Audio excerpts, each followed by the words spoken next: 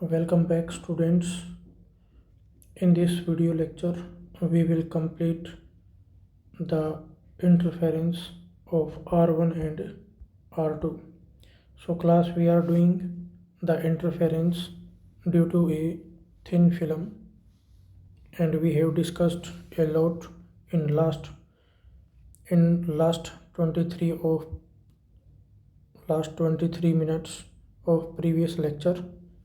I have told you what happens when the light falls on this thin film of thickness T and how we obtain R1 and R2, where you are to apply the Stokes law. So now we have we have discussed that we will get two set of light radiation. One is of reflected light R1 and R2 and another is of the transmitted light. So now we will discuss the first set, that is R1 and R2. Optical path भी हमने discuss किया, geometrical path discuss किया, और हमने पाया कि जहाँ पे रिफ्रैक्टिव इंडेक्स ग्रेटर देन 1 है वहाँ पे ऑप्टिकल पाथ फाइंड आउट करने के लिए आपको क्या करना है, जो भी ज्योमेट्रिकल पाथ आएगा उसको हम किससे मल्टीप्लाई कर देंगे, रिफ्रैक्टिव इंडेक्स से। तो ज्योमेट्रिकल पाथ को मल्टीप्लाई कर देंगे रिफ्रैक्टिव इंडेक्स से, फिर आ जाएगा हमारे पास ऑप्टिकल पाथ। ठीक है, तो बेसिकली ये स्लैब के अंदर ही होगा क्योंकि स्लैब ग्लास की है और उसका रिफ्रैक्टिव इंडेक्स मोर देन 1 है। So let us start now. We have the first set and in the first set we have two rays R1 and R2. These are R1 is reflected from the top face and R2 is reflected from point B bottom face and it get transmitted through point C. So now we have R1 plus R2, इनका interference होगा। ठीक है, और उसको study करने के लिए हम क्या करेंगे, so to study the interference of R1 and R2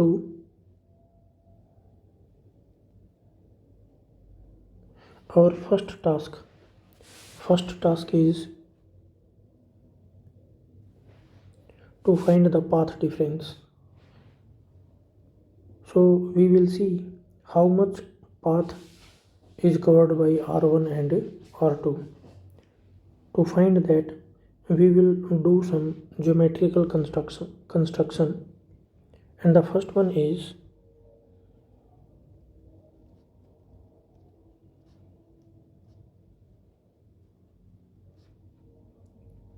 geometrical construction. So first will be draw perpendicular from point C on R1 ray. ये जो पहली रिफ्लेक्टेड लाइट है R1, इसके ऊपर परपेंडिकुलर ड्रा करना है C पॉइंट से। So class students, I have noted down it here and let me do the geometrical construction. So class, we have done the geometrical construction. Let A, B, C, D, this point is E. Okay, now you are to see what is this angle. This angle will be I. How you can justify that this is I angle? अब ये देखो, N1 normal है first interface के ऊपर इस red line पे, और ये जो ब्लैक लाइन है ये परपेंडिकुलर है इस पिजन कलर की जो R1 रे है। तो जो R1 और N1 में एंगल है वही एंगल उनके परपेंडिकुलर्स के बीच में होगा। N1 के ऊपर परपेंडिकुलर है ये रेड लाइन, R1 के ऊपर परपेंडिकुलर है EC।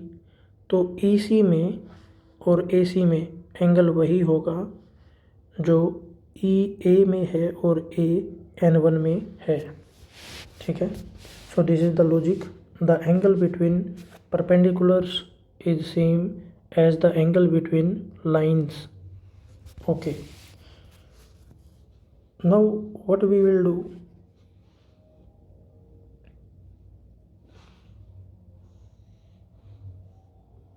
let me do some change. Now come here, the second geometrical construction is we will proceed N1A in downward direction. Okay, so we will proceed it in downward direction and we will proceed CB in backward direction. Okay, so this is second geometrical construction and I am writing it here. I have noted this here. So proceed N1A इसको downward बढ़ा देना है और CB को backward direction में बढ़ा देना है। फिर देखेंगे इनके बीच में एंगल कितना है। तो देखते हैं, मैं ज्योमेट्रिकल कंस्ट्रक्शन कर लेता हूँ। So students, you can see A को मैंने डाउनवर्ड, रेड लाइन को डाउनवर्ड बढ़ा दिया है और जो CB है इसको भी हमने बैकवर्ड डायरेक्शन में बढ़ा लिया है। तो देखिए, ये जो CB प्रोसीडिड है और जो N1A प्रोसीडिड है, ये यहाँ पे मिल गई। मान लो ये मेरा पॉइंट है, वाई पॉइंट है ये मेरा, इसको मैं वाई पॉइंट नोट कर लेता हूँ, यहाँ पे वाई है ये। तो अब आपको ये देखना है व्हाट इज़ दिस एंगल, ये एंगल कितना बनेगा। आप देख पा रहे हैं, और मान लो ये मेरा पॉइंट है जेड। तो जो ए वाई है, A Y is perpendicular on this red surface, second interface. Okay, again this is normal, okay, and this proceeded line is CB proceeded, CY, this is a straight line. Here the angle is R, so this angle will be R. Okay, तो अब यहाँ पे देखो, अब हमें ये idea लेना है कि जो ZY है, ये वाला डिस्टेंस है, इस डिस्टेंस का अमाउंट कितना होगा। ये भी आपका T आएगा। अब ऐसा क्यों, ये आप खुद सोच सकते हैं। ये देखो, अगर ये मेरा एंगल R है, ठीक है, तो ये भी मेरा एंगल कितना हुआ, R हुआ, वर्टिकली अपोजिट एंगल, ठीक है। एक बात, दूसरी बात, अगर ये R है और ये R है, तो ये वाला एंगल हुआ 90 माइनस R और ये वाला एंगल भी कितना हुआ, 90 माइनस R, और ये एंगल कितना हुआ, 90 डिग्री। ये भी कितना है, 90 डिग्री। यहाँ पे एंगल कितना हुआ, R, और यहाँ पे कितना हुआ, R। तो मैं क्या लिख सकता हूँ, इन दोनों ट्रायंगल्स में ये वाले जो ट्रायंगल्स हैं ये एक दूसरे के कॉन्ग्रुजेंट होंगे।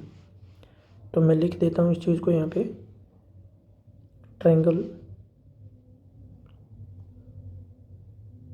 A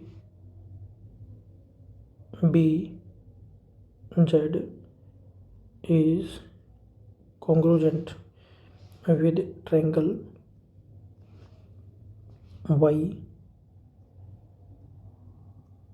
YB Z। ओके, तो ये वाली साइड है जो AZ हमारी कितनी है, T, तो YZ भी, AZ अगर हमारी T है तो YZ भी क्या होगी, T होगी, ठीक है। तो ये साइड हमारी T हो गई। तो यहाँ से मुझे क्या पता लगा कि जो AY है, AY का अमाउंट कितना है, ट्वाइस ऑफ T, ठीक है। ओके, अब हमारा एक काम रहता है, अब ये भी काम कर लिया हमने। अब हम क्या करेंगे, अब हम एक और ज्योमेट्रिकल कंस्ट्रक्शन करेंगे और उसमें हम परपेंडिकुलर ड्रा करेंगे यहाँ पे ए पॉइंट से बी सी के ऊपर। तो मैं करता हूँ अभी। Okay class, so we have done the geometrical construction and let this point is x. The perpendicular from point A on BC falls at point x. So this angle will be 90 degree. Now you are to think of what is this angle. ये angle कितना होगा? तो आप यहाँ पे देख पा रहे हैं, ये जो रेड लाइन है, डॉटेड लाइन, ये डार्क रेड लाइन के ऊपर 90 डिग्री है। ये एंगल अपना 90 डिग्री है and this angle is R. So this angle is 90 minus R and this one is 90. So this angle is 90 minus r. Okay, so this angle will be equal to r. Okay, now what you will do, you will check what is the distance covered by r1 and what distance is covered by r2. You can see EC R1 and R2 इनके ऊपर perpendicular है। तो जो EC है ना अपना, वो तो है वेव फ्रंट। EC हमारा वेव फ्रंट है। तो वेव फ्रंट पे जितने भी पॉइंट्स होते हैं वो एक ही फेज में वाइब्रेट करते हैं। तो इसका मतलब ये सेम फेज में है, यहाँ पे आउट ऑफ फेज हैं या क्या मामला है, ठीक है। वो किस पे डिपेंड करेगा, R1 ने कितना पाथ कवर किया है और R2 ने कितना पाथ कवर किया है। तो पहले हम R1 का फाइंड आउट कर लेते हैं। तो जो R1 पाथ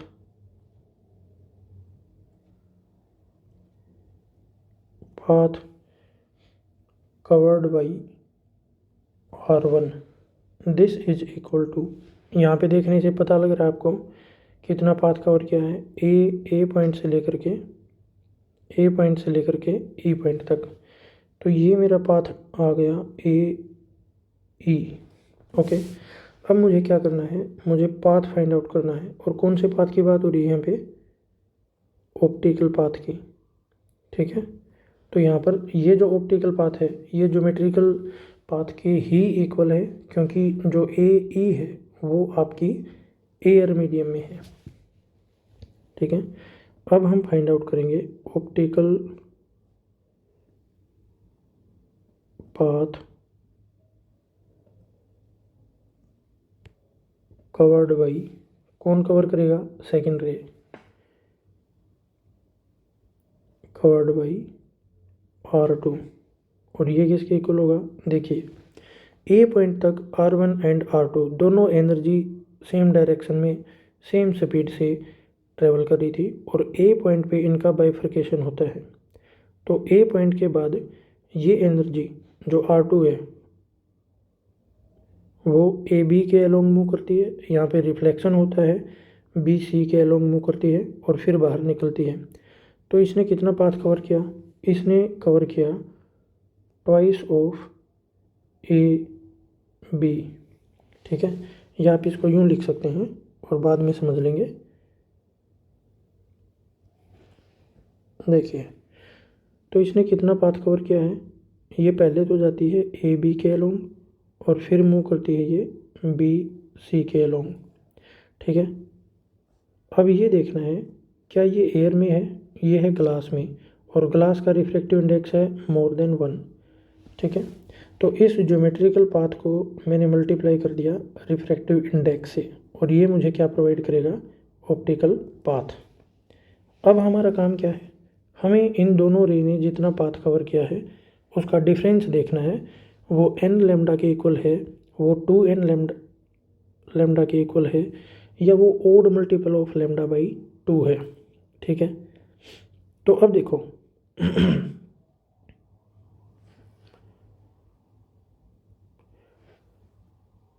जो पाथ डिफरेंस है मैं इसको लिख रहा हूँ लेमडा डैश। डैश क्यों लिखा बाद में पता लगेगा। देखिए अभी फिलहाल तो मेरे पास है यहाँ पे A B and B C, A B and B C, और आप यहाँ से देख सकते हैं जो A B and B C है दीज आर इक्वल। कैसे पता लगाएंगे इस चीज़ का? You can proceed this red line further and let it falls on A C at point, ये पॉइंट ले लो कुछ भी, मान लो ये मेरा एम पॉइंट है, ठीक है। तो आप यहाँ से देख सकते हैं geometrically A M B will be congruent to B M C. Okay, I leave you on you for you and you are to see A B is equal to B C. तो मैं इसको directly लिख देता हूँ यहाँ पे, this is equal to twice of B C, और इसको मल्टीप्लाई कर दिया मैंने रिफ्रैक्टिव इंडेक्स से। तो सबसे पहले तो मैंने ये लिख दिया, ठीक है, this is the path covered by R2, और इसको सब्ट्रैक्ट करना है किससे? Path travelled by R1 that is a E. Clear? तो अब देखो, अब हमारी कैलकुलेशन स्टार्ट होती है। तो सबसे पहले हम कैलकुलेट करेंगे ए ई। तो ए ई कैलकुलेट करने के लिए यहाँ पे आ जाओ। कहाँ पर है ए E? This is a E, ये वाली डिस्टेंस। तो अब ये देखो आप, ये जो ट्रायंगल है ए ई सी, इस ट्रायंगल से हम फाइंड आउट कर लेते हैं।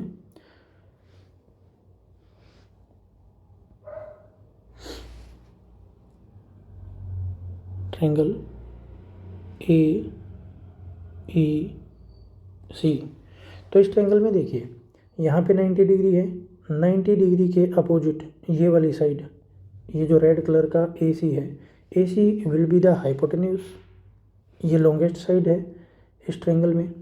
दूसरा जो ए ई है, अगर एंगल में मैं आई चूज कर लेता हूँ तो जो मेरा ए ई है ये क्या होगा? परपेंडिकुलर, परपेंडिकुलर अपॉन हाइपोटेन्यूज, यानी कि मैं क्या कह रहा हूँ, परपेंडिकुलर यानी कि ए ई जो हमें निकालना है डिवाइडेड बाई हाइपोटेन्यूज, हाइपोटेन्यूज है अपना ए सी, तो ये किसके इक्वल होगा? This will be equal to sine of angle of incidence that is I. तो यहाँ से हम फाइंड आउट कर लेते हैं A E, this is equal to A C into sine I. इतनी बात क्लियर है? अब देखो, अब इस लोअर ट्रायंगल में आ जाओ। कौन से वाली में? छोटा कर लेते हैं। हमें फाइंड आउट करना है बी सी। कहाँ है B C? This is B सी।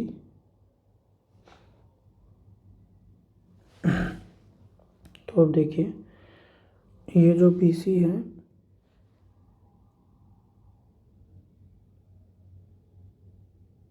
इस बी सी को समझेंगे पहले। ये बी सी है जो ये आपका ए सी के इक्वल तो है, ये देखो B C and A C these are equal, ये मैं बता चुका आपको। दूसरी बात, जो ए जेड बी है एंड वाई बी जेड है, ये भी आपके कॉन्ग्रुजेंट हैं। तो इसका मतलब क्या हुआ?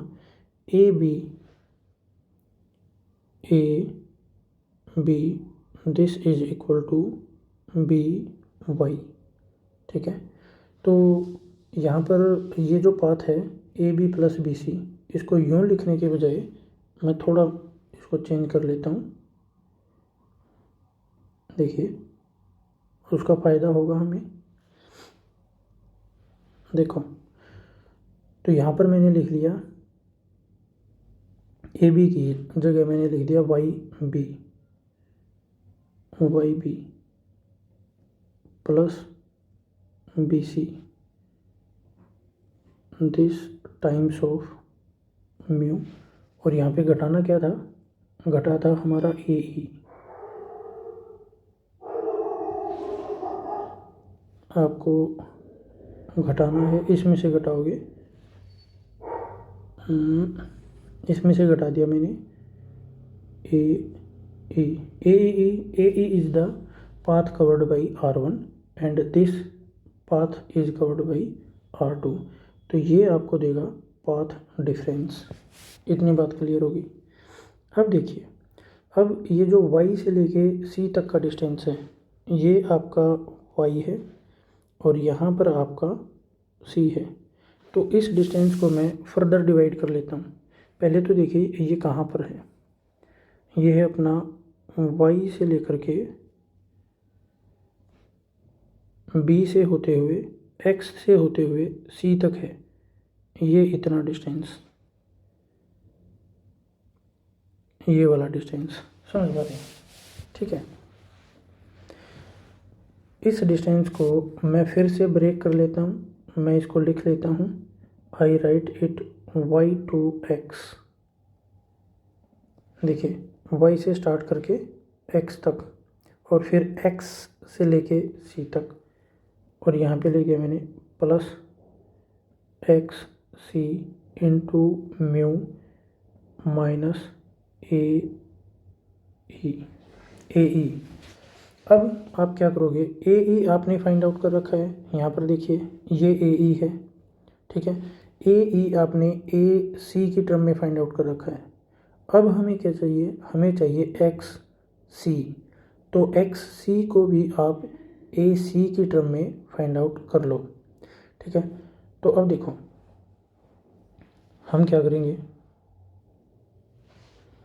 हमारे पास है ट्रायंगल ए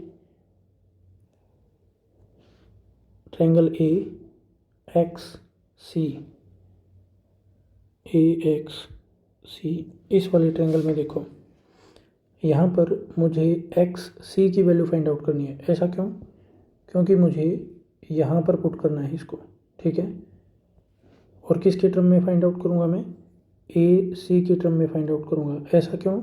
क्योंकि ए सी की टर्म में पहले हम ए ई फाइंड आउट कर चुके हैं और ये कैंसिल हो जाएंगे, देखना आप, ठीक है। तो ए एक्स सी, यहाँ से अगर मैं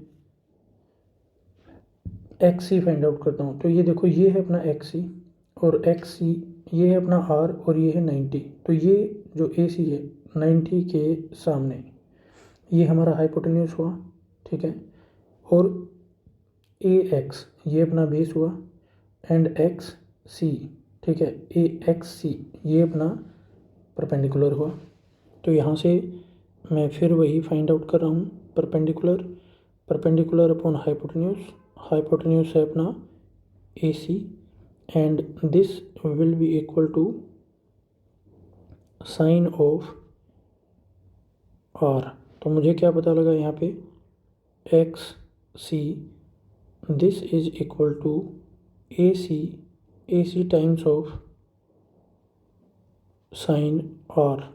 तो अब यहाँ पे एक बात सोचो आप, जो आपने एक्स सी मेजर किया है, ये आपका कौन से मीडियम में है, ये है आपका ग्लास मीडियम में। तो क्या आपने म्यू से मल्टीप्लाई किया? म्यू से मल्टीप्लाई तो नहीं किया। तो इसका मतलब ये जो पाथ आपने मेजर किया है, ये कौन सा पाथ है, ज्योमेट्रिकल है या ऑप्टिकल पाथ है? ये है ज्योमेट्रिकल पाथ, ठीक है। तो अब ऑप्टिकल पाथ फाइंड आउट करना है। तो ऑप्टिकल पाथ फाइंड आउट करने के लिए क्यों ऐसा, क्योंकि यहाँ पे देखो, यहाँ पे म्यू आपका मल्टीप्लाई हो रखा है, ठीक है, या इसकी डायरेक्ट वैल्यू पुट कर दो। यहाँ से मैं इसको सोल्व कर लेता हूँ,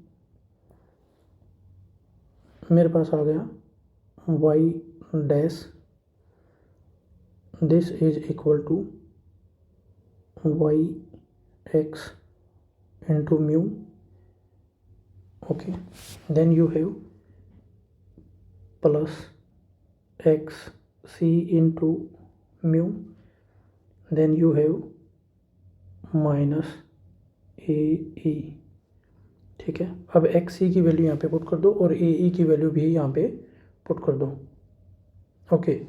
तो मेरे पास आ गया this is equal to Y X. अच्छा एक और काम करो साथ के साथ, अब वाई एक्स भी फाइंड आउट कर लो। और वाई एक्स कौन से ट्रायंगल में है? वाई एक्स है, ये वाई है आपका, this is Y and this is your X. और कौन से ट्रायंगल में है ये है हमारा triangle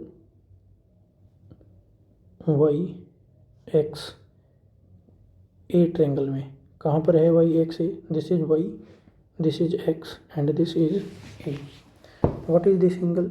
this angle is 90 degree. और इसके सामने वाली जो साइड है, ये डॉटेड लाइन, ये आपका हाइपोटेन्यूज है। और इसकी लेंथ कितनी है? T plus T. इसकी लेंथ कितनी है? T plus T, 2t। ये देखो 2t निकाला हुआ है यहाँ पे।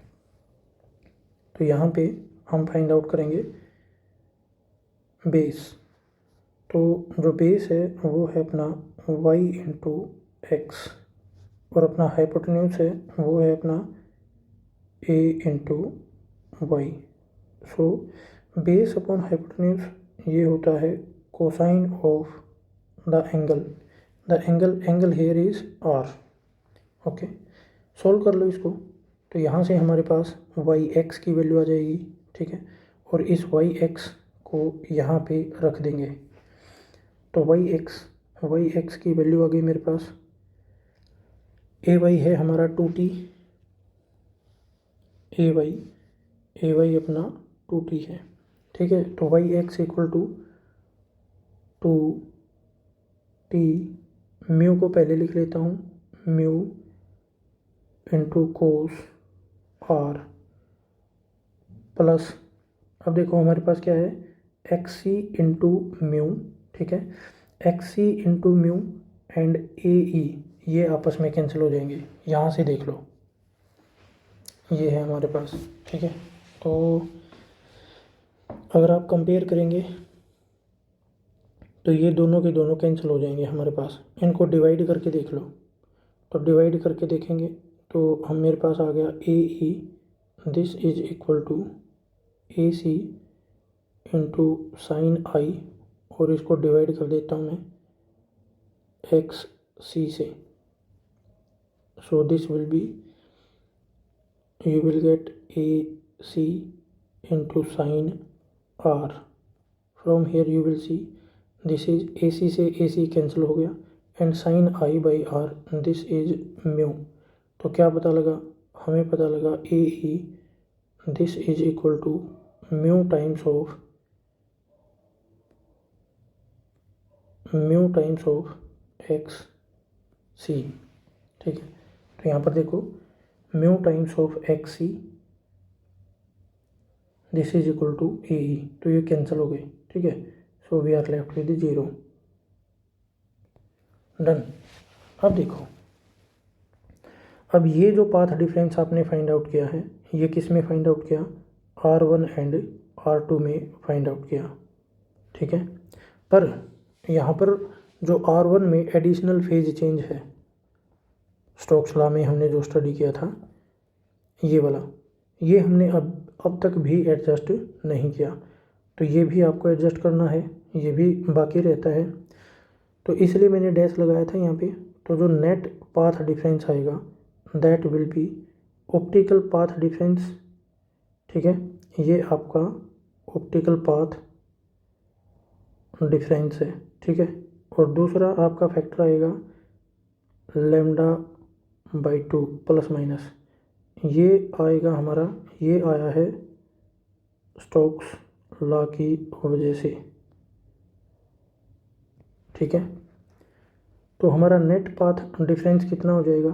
That will be 2 mu T cos R minus λ/2, this is equal to, अब देखिए ये आ गया नेट पाथ डिफरेंस, और ये नेट पाथ डिफरेंस ये n लैम्डा के इक्वल भी हो सकता है, और ये 2n प्लस 1 λ/2 के इक्वल भी हो सकता है, ठीक है।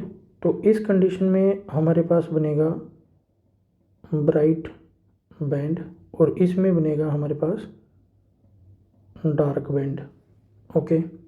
अब अगर मैं इस लेमडा बाई टू को राइट हैंड साइड में एडजस्ट कर दूं तो मेरे पास क्या आ जाएगा, I will get 2 mu T cos और this is equal to N, ये आ जाएगा 2n। एलसीएम ले लो,